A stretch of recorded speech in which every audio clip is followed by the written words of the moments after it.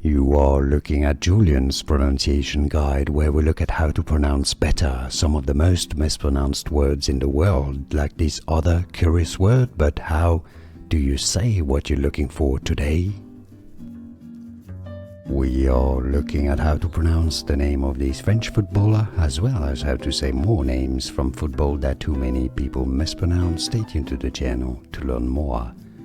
Zinedine Zidane is how it's said in French. Zinedine Zidane. So in English, Zinedine Zidane.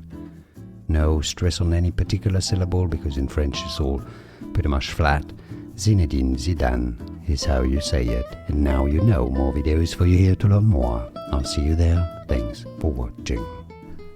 Here are more videos on how to pronounce more confusing words and names too many mispronounced. Like this video if you found it useful. I appreciate your support. I'll see you soon, and thanks for watching.